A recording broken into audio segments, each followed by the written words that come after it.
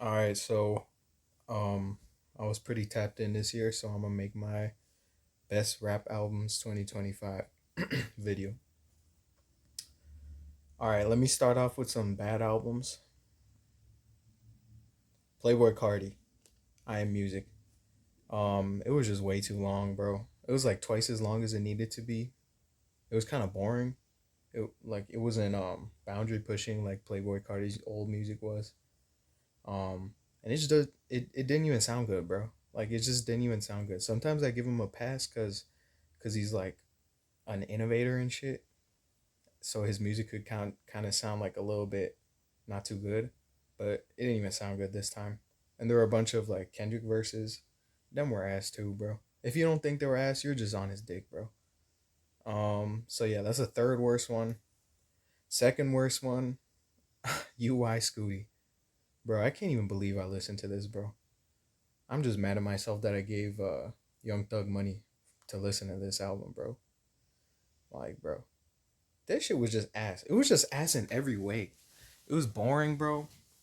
The thing is, he was making it ass on purpose, bro, to like go viral. Especially that Ninja song. Like, bro, come on, bro. That's just stupid. Can we leave this in 2025, bro? 2026. We won't have artists making ass music just to go viral. So yeah, that's the second worst one.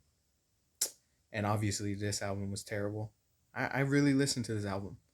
Oh wait, I should have said beforehand, but these are by no means the worst albums of the year. They're just the worst albums that I listened to completely. Like there's probably some like too slimy or Drake, but I'm not trying to listen to no Drake album, so they're not on here.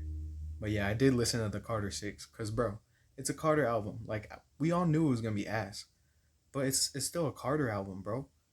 Um, and yeah, it was terrible. It was really bad. Worst album this year that I listened to. Okay, and then I wanted to make a section for disappointing albums. So, third most disappointing album was this Tyler Creator record. Um, it's not super disappointing because half his albums are ass. So like, um, he doesn't. Not all his albums are good, but he's been on a roll. That's why it's disappointing. Because his last albums have been decent. Chromacopia was all right. It wasn't the best album, but it was better than this shit. This shit was just boring. Um, not just like no new ideas, just a bunch of throwaways that he could have not put into an album, but instead it's like an album of throwaways. Like, bro, why did I listen to this, bro? I mean, it's a Tyler Creator album. Of course, I had to listen to it, but yeah, and then his attitude, bro. It's so annoying. Like in interviews, he tries to act like he's the second coming of Jesus, bro. Like he acts like, oh, I'm the most creative person of all time. I just do whatever I want. Boy, we could tell. Look at that album cover. That shit looks like ass. Look how he looks on there. You look like a fucking action figure, bro. Get this shit off my screen. Okay, this was honestly, this album was not that bad. It was, I would say it's a good album, but it's disappointing. It's my second most disappointing album because bro, he was on crazy timing this year, bro, calling out everyone. He was making so many diss tracks and everything. And I'm like, bro, if you make diss tracks and shit, like you gotta come with some heat, bro. But this wasn't heat. It was like okay, it was decent. It was mediocre. It was better than 2000. That shit was even more disappointing. 2000. Um, but yeah, Lonely at the Top. Boy, you're not at the top.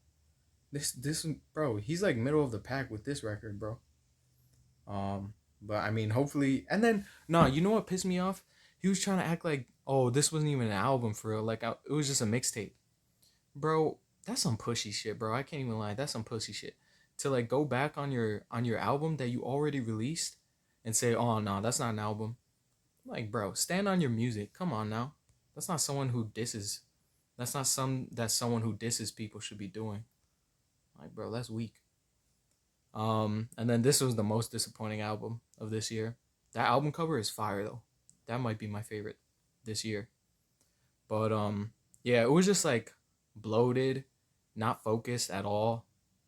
There were good songs on here, but overall there wasn't really a theme. There was no sense of like focus. nothing to bring the tracks together. It was like 30 tracks too, or something like that. It was way too long. Um, he wasn't really rapping that good, like bro. And we all expected like a real good album after his last album, the Forever Story.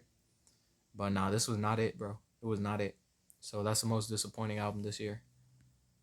All right, so this is my actual good album list. Um, I'm gonna try to speed through because this video can't be too long, bro. All right, Slick Rick, bro, classic. Came back with some new shit this year. Um, it's called Victory. Yo, no one has a voice like Slick Rick, bro. He just so smooth, bro. Like his flow and everything, and he still got the flow. Um, you remember when Andre 3000 was saying like, he can't make rap when he's older because you lose the hipness of the hip hop. Nah, this man's still hip, bro. He still got shit to talk about. This man made an album about, I mean, a song about being a landlord, and it was still smooth, bro. I was out here like, sympathizing with him as a landlord. I'm like, bro, you gotta have some type of slickness, bro, to you, to make me sympathize with you as a landlord. But I will say there were some like UK dance tracks on this album that I was not feeling, bro. They were not good. They were just like generic dance albums with him on top with his his smooth ass voice. Um and the thing was like those were low key like half the album length cuz it was only like a 20-minute album. But overall it was a good album. Um yeah, Slick Rick. Okay, 13 Degrees from Chicago. Um I didn't listen to this album until recently, but it's pretty good, bro. He came with that like 2000s type swag, you know what I mean? I just seen an interview with him too. He seemed like a cool dude, you know. He's like he said he was trying to be an alternative to drill in Chicago. And yeah, bro. I support him, bro. I'm a fan now, bro. I'm gonna be waiting for the next album cuz this was promising, bro. It wasn't the best album. It wasn't like super polished or anything, but it had good songs on there. Some were real smooth, bro. I was feeling Chirac. I think it was called Chirac or Chirac Child or Chirac Baby, something like that. Bro, that song is good. But yeah, Black Fridays by 13 Degrees. Oh, I also saw he released another album this year, earlier this year. That was decent too, but this one was a little better. That's why I got this one on here. All right, Boldy James. This man released about one album a month this year. But this was my favorite, and it was actually the last one too. Criminally Attached. Um, I think I forgot to credit Nicholas Craven. I'm pretty sure that was the producer on this one. But yeah, just a good album. I mean, what can I say, bro? Boldy James, he's just a rapper's rapper, bro. Um, nothing new. He doesn't come with no type of like deep lyrics or anything. It's just good rap. You know what I'm saying? Like, um, yeah. But overall, good album. Like 7 out of 10 rap. You know what I'm saying? All right, Dave, bro. I got a lot of UK rap on here, like surprisingly. But The Boy Who Played the Harp by Dave. It's a real good album, bro. Um, I always like when artists use like uh shit from the Bible, not no religious shit. I'm just saying like uh it's a good way to intertwine good stories into your album, and it automatically gives it like a theme to work with. So yeah, this was a good song, good album, I should say. Um, if you want to check out, bro, a song off here, chapter 16. That's what it's called, chapter 16. That's a good ass song, bro. That shit touches your heart, bro. He's asking, uh, it was Gigs, right? It's like one of those classic UK rap legends, bro. He was asking for advice and shit. Yeah, bro. That one that was a good track, bro. You gotta listen to that if you haven't yet. But yeah, number 27, The Boy Who Played the Harp. All right, some other classic shit. Nas and DJ Premier. Good album overall. I mean, Nas, bro, he hasn't been missing with his albums in the last decade. I will say like the beats weren't my favorite from DJ Premier, but you could see what they were going for. Obviously, like harkening back to the early days of hip hop, the '80s. Real simple, like stripped down beats. Um, and Nas, obviously, good as ever. They were talking about some old school stuff on this album. You know a song I liked off this one? The one where he was shouting out all his favorite like female rappers. He literally named like 50 rappers, bro, on that record. But yeah, bro, that's a good song. This is an overall pretty good album. Yeah. Okay, Life is Beautiful. I would say some people actually have this album higher, but um, like it's not really anything new. It's just good rap. The Alchemist on the beats, obviously, it's gonna be good production. Um, Two Chains, he's a real good like feature artist, so obviously he's gonna be good in a collaboration album. Yeah, overall good album. I like the song Colossal off here. Everything I do is real. Colossal. Hey, yeah, that song is good, bro. I'm remembering it now. But yeah, number 25, Life is Beautiful. Not much to say about that. All right, this one came out this month, Solar Lottery. Um I actually haven't checked out a lot of the God Fahim's albums. Cuz he releases so much, bro. Not like Boldy James level, but yo, like every other month you'll see some shit like the Dump God presents like some shit like that. You know what I mean? Like this dude just releases too many albums. But I didn't know about this dude, your best friend Jippy. I don't know if he's a producer or what, cause I'm pretty sure it was only the God Fahim rapping on this, so he must be the producer. But yeah, it's good rapping, good beats on here. That might be like what I like the most off this album, cause the God Fahim he doesn't really come with some like deep lyrics or anything like that. He's just a decent rapper. Like he's not the best or anything, but the beats kind of made it uh, excel above other albums that I didn't put on here. So yeah, Solar Lottery number 24. All right, number 23. Yo, this one is good, bro. Big Crit. Uh, Dedicated to Catalee Baritz. Um, yeah, just like a southern ode to southern hip hop, bro.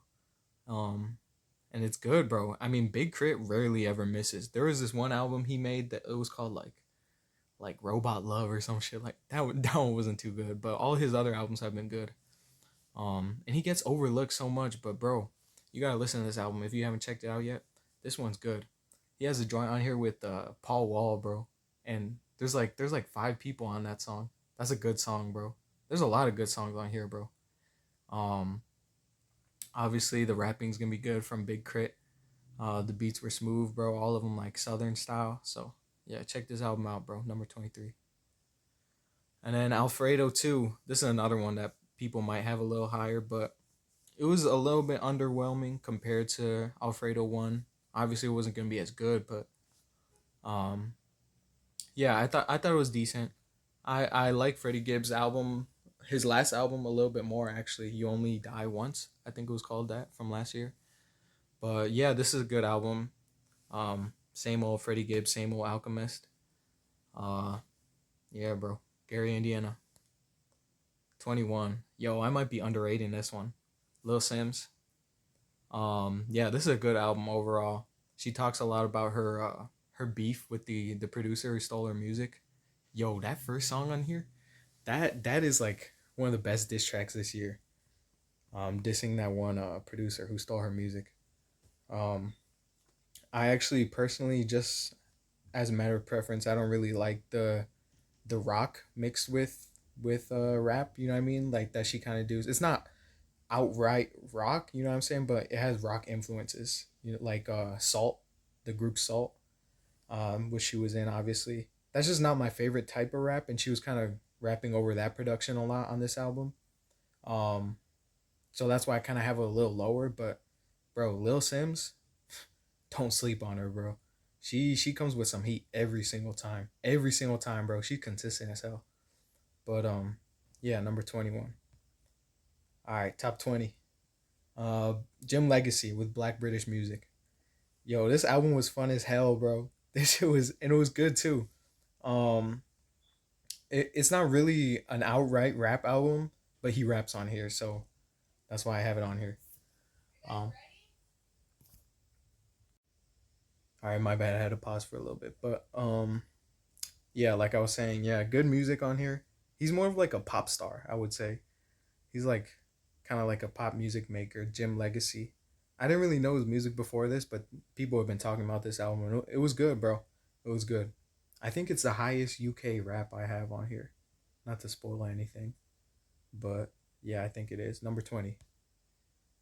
Um, that's a fire album cover. Spyglass to One's Face by Young Morpheus. I didn't know who this was either.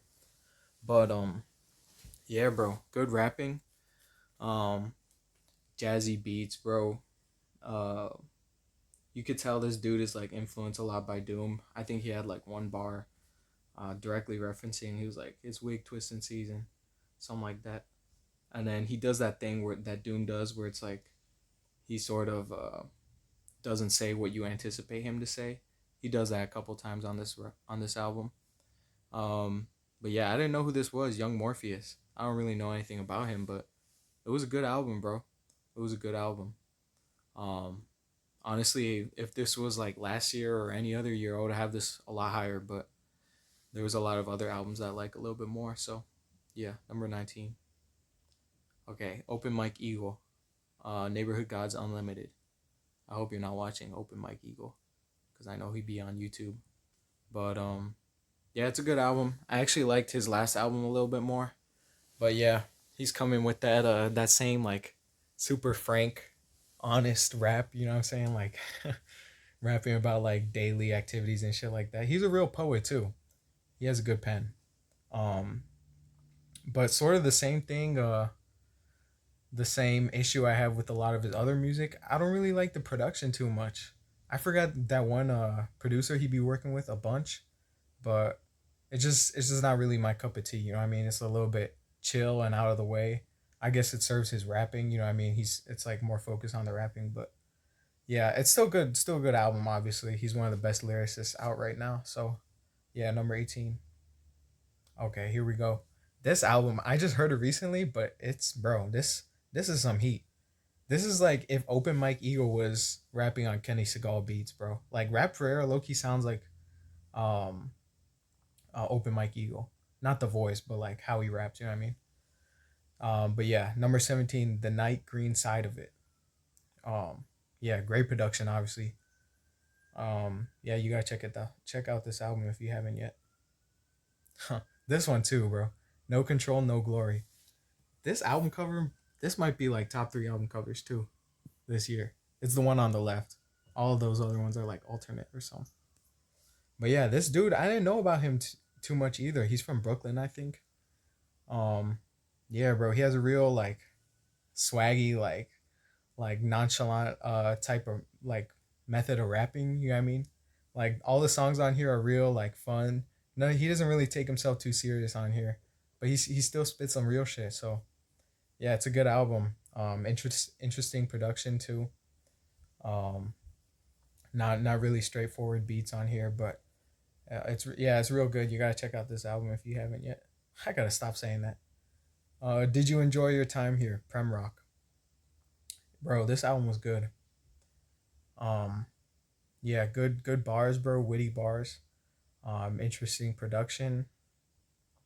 Uh, yeah, bro. There's this one song on here. I'm pretty sure it was off this album. With yeah, it was with Billy Woods. I think it's called Receipts.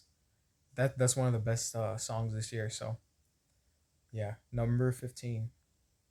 All right, Live Laugh Love by Earl Sweatshirt. You might think I'm underrating this album. I've never been too much of a fan of Earl Sweatshirt, like how other people are. Obviously, I like him, but yeah, this is a good album. Um, I would say it's his best album in a couple years. Yeah, it's been interesting to see his like development. He talks a lot about growing more, growing older on this album. You know, starting a family and shit. Um, yeah, it's a good album. Obviously, his lyricism is top tier. The beats were real interesting on this shit, like real jumbled and shit. Yeah, some good production on here. Uh, but yeah, number shit. I didn't even put a number. What is it? 16. Yo, what?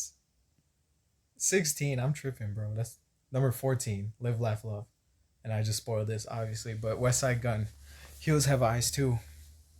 Um, I know he released a lot of albums this year, or a couple. Um, but this was definitely my favorite by far. Um, the first like three songs on here, it might be the best three song run this whole year in all of hip hop. Um, but yeah, I mean, all right, I forgot what the fuck I was saying, so I'm gonna just move on. Okay, number 12, Pinball 2. Um, yeah, my homie put me onto this album, bro. Uh, yo, the production, like straight off the top of the album, bro. I was so surprised. I was like, yo, who is Tony Seltzer, bro? And why is he making beats like this? Yo, they're so like syncopated and shit and like complex, bro. There's some good ass songs on here, bro. And Mike obviously is good. I feel like a lot of people will put Mike's other album in their top 10 or whatever, but I just personally like this album a little bit more. Um, yeah, and Mike's verses are like not as complex on this one, I guess, but shit, it was just fun, bro. I liked it. Yo, this album is special. If you haven't heard this album, bro, you gotta listen to it. The Sword and the Soaring by Navy Blue. Um, a real introspective rap album.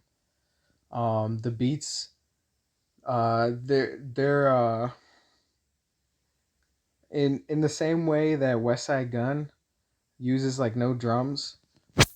This album does that as well, but it kind of gives it a more like airy, serene vibe as opposed to like West Side Gun's um, beats, or you know all the Griselda beats that they sound a little bit more like tension building. These sound like real airy and spacey, and that's also because they use like real instruments like piano and acoustic guitar. But yeah, this album's real good. He talks about a lot of interesting shit on this album, Navy Blue. There's one song with uh, Earl Sweatshirt on here that's pretty decent. Shit, I mean like, and all the songs are all like you know they all stick to the theme. It's a pretty cohesive album. So yeah, you gotta listen to this album, bro. The Sword and the Soaring, bro. This fucking video is so long. Okay, now this is the top 10. So get ready for Grinch's top 10. Here is number 10. Get ready. Boom. Sankofa by Redville. So yeah, I just searched that shit up. Sankofa means, it's like a Ghanaian term. It means like returning for something. So yeah, this is like Redville's long-awaited second album after Learn to Swim, which he released in 2022, I think. Yeah, 2022. So yeah, it's been a couple years. He talks about his potential, his absence, leaving home. Um, there's this one song about his brother, actually two songs about his brother. You gotta listen to that, bro. Them two songs are real heartwarming. You know what I mean? He talks about his brother, how he taught him how to make beats and shit. So yeah, bro, this is a real good follow up to Learn to Swim. It has the classic Red Veil like lush chords, real orchestrated beats. Um, if anything, the beats are a little bit one note. If I could provide any like criticism, but that doesn't really detract from the album because it's short.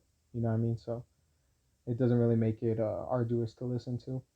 But yeah, bro, this is a good ass album. He talks about some real shit on here. Like I said, his potential, like how people are hyping him up, and like stepping away from the limelight for so many years. And yeah, bro, he's not like an amazing rapper by any means, but he sticks to what he has to say. It's direct and short, so yeah, it's a good fucking album. Okay, number 9, Mick Jenkins, A Murder of Crows.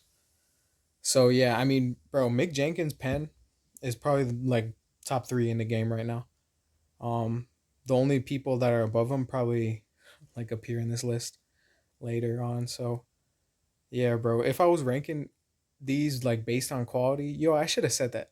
I'm ranking these based on how much I like the albums. You know what I mean? So if it was based on quality, this shit would be like higher, and so would a lot of other ones that you're gonna see. But yeah, bro, he's a real poet. He's a real lyricist. He's a really good rapper, and the beats are good as well. Um, yeah. So Murder of Crows, number 9. Okay, number 8 is Magical Eye. I'm gonna be honest, I forgot what I put on this list because I made it a while ago. But yeah, bro, McKinley Dixon, man, bro, I was sleeping on him, bro. I was really sleeping on him. My friend told me to listen to this album too. I mean, I saw it got like hyped up and people were saying it was good and shit, but I just didn't listen to it until a couple months after it released. Yo, bro, the hype was real, bro. This shit is low key a classic. It's a crazy story, bro. It's a good ass story. Some friends like trying to resurrect their friend who died. Um, jazzy beats. I mean, I don't even want to call them beats, bro, because it's a real like studio band and shit. The musicians did their thing on it. Um, yeah, bro. Actually, now I think about it, this might be the only album on this whole list with like live musician, like a live band, not just beats. Um, yeah, I mean, y'all have heard about this album, bro. Like the hype is true, bro. Like this shit is good. This shit is a classic. Like I said, I ranked them based on enjoyability. Um, but if I was basing it on off of quality, this would be top 5 for sure.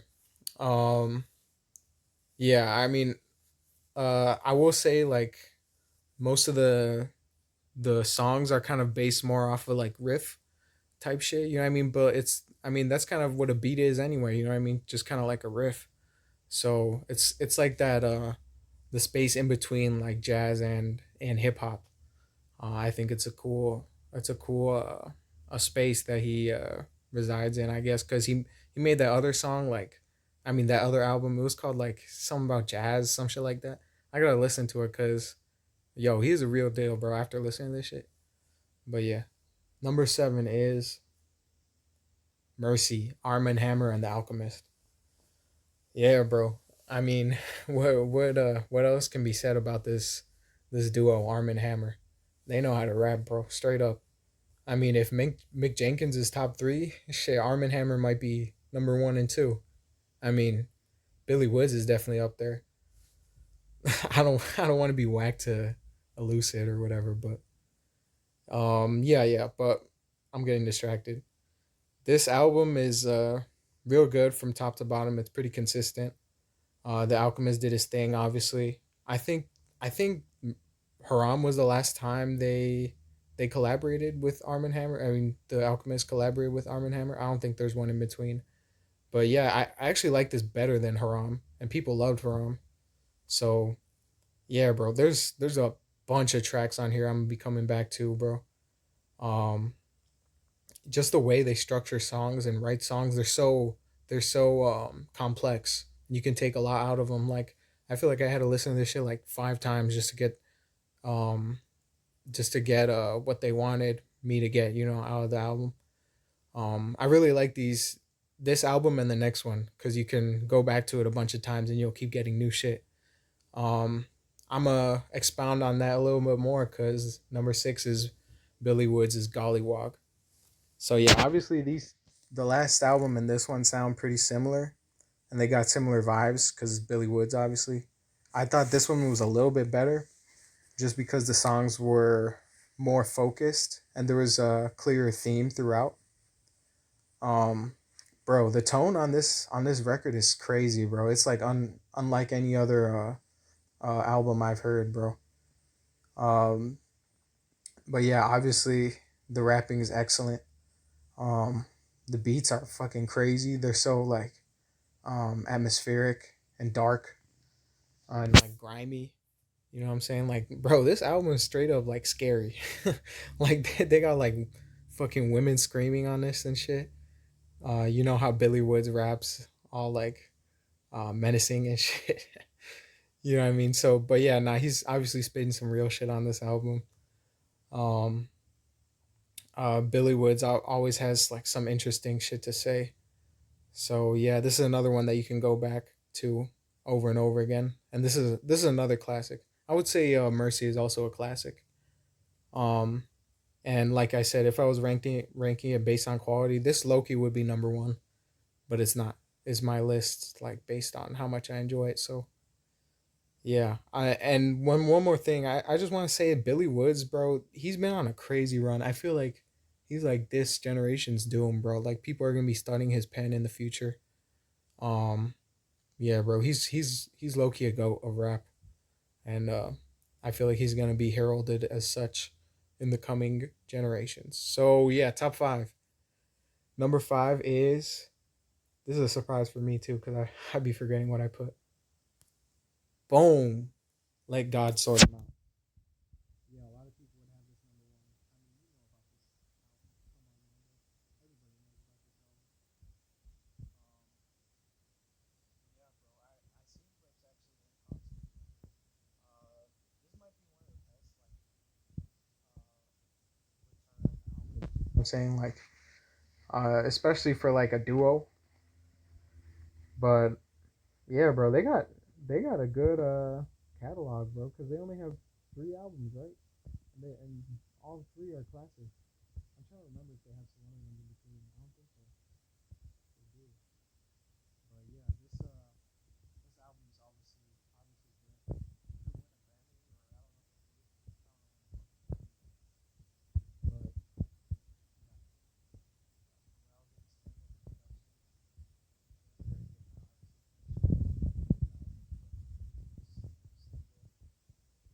obviously. Still good. I don't really feel like you can say anything more. Of this album. Number four is y'all gonna be mad at me for this. I already know. I just remember what I put number four.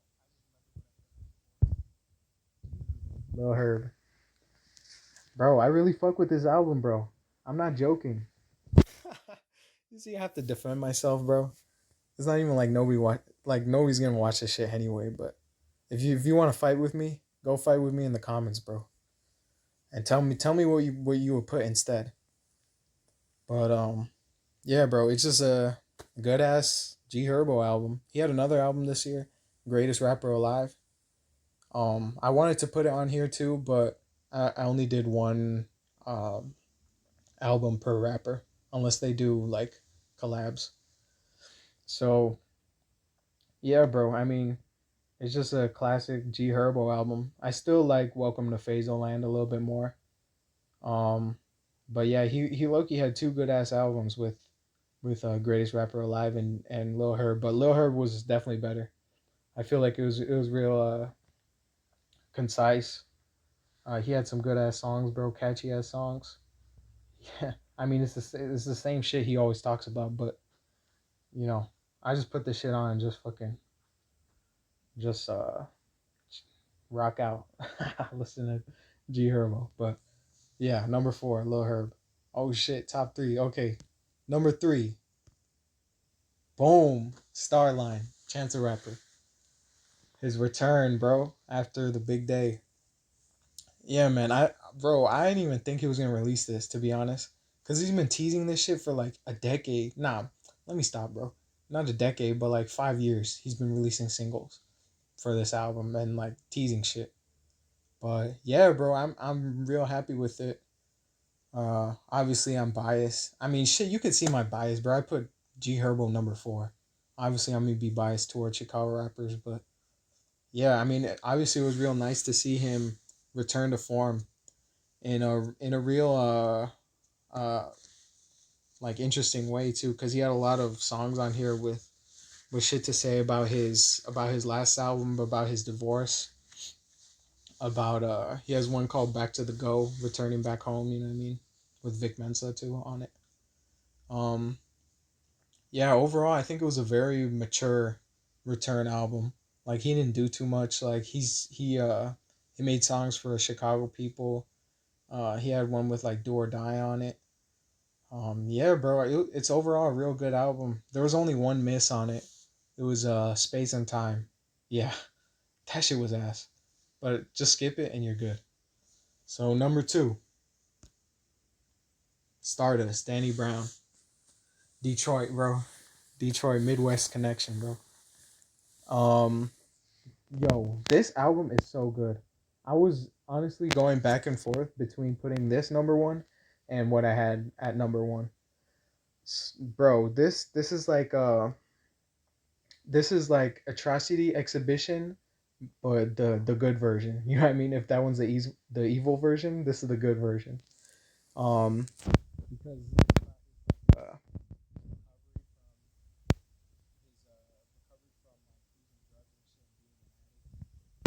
and how he sort of like battled from the brink of death. And yo, just the tone of this album is it's like real epic. I just love that shit, bro. Like how he struggled with addiction and shit, and he bested it. Yo, that shit is just like inspiring, bro. Especially that first track, bro. That shit, like, I immediately knew this would be a classic when I heard that first song, Book of Daniel. And it makes me mad that this dude Quedeca is so good nowadays, bro. I remember he used to be this corny ass dude, like just a YouTube rapper. But nah, this dude knows how to make music. He really does. That shit low key made me mad, bro. And then the other song with Quebec on here is also like top three songs on this album, bro. Shit, bro. Who told him he could be actually good, bro? Like what? But yeah, bro. Let me actually talk about the music, bro. Like what? Um, yeah, it's real influence. Like he uses a lot of artists. I think he collabs with someone on every single song on here. And he just fits perfectly, bro. He's like the biggest chameleon in rap. Like he could fit on any fucking beat, bro. Straight up. Um, and the way he uses the hyper pop influences, um, it makes the it makes it seem like he's paying an homage to all these other people he's working with. He does it in a real creative way. Like he still adds his touch with his rapping and shit. Yeah, a lot of super good albums on here. The continuity is really good. It tells a really good story, obviously, like I said. Yeah, bro. I like back in the day with what's that shit called? PC music. Yeah, PC some shit like that, like Sophie and shit like that. That's what I thought music would be nowadays, but I feel like Sophie dying kind of stifled that. So it's real cool to see a rap album actually embrace these hyper pop influences. You know, this is like the first time I've seen it with like a mainstream rapper since probably Instinct, bro, with the big fish thing or whatever that shit was called with Sophie. And bro, he did it to such a great effect. Like this album is great. This shit is great. This shit is a classic. Honestly, it's my second favorite Danny Brown album, and I love Danny Brown. I've seen him in concert like twice already, bro. I'm trying to see him more. Shit, I'm trying to see him come to Chicago for this album. This shit is fire, bro. There's so many good songs on here. And it another thing, bro. Let me say this. It's cool to see like a straight like hip hop rapper put so many like LGBTQ and trans people on the album and like prop them up like that and give them like access to his fan base. You know what I mean? I feel like, bro, more rappers gotta do that shit, bro. I feel like that's just like a cool ass way of like collaborating with people and shit and like showing support for each other's community. You know what I mean? And he also had a Chicago rapper. I mean, Chicago artist. He's not a rapper. He's a singer on here. So yeah, he gets points for that. But yeah, bro. I love this album. This was so close to being number one. You're gonna see what I put number one. That's how good number one is. All right, yo, how do I? Oh yeah. Look at the Grinch, bro, in the right corner, in like the right side of the screen. Look at him. Look how he's looking at me, bro. Don't look at me like that. All right, number one is Bone from the private collection of Saba and No ID. Look at him. He's saying that's number one. There, yeah, there it is, bro. I mean, shit. If Saba drops, it's Loki gonna be number one. Let me stop though, cause this album was actually like, supposed to be more like not throwaways, but like not a cohesive album like he usually makes. Like it doesn't really have a theme.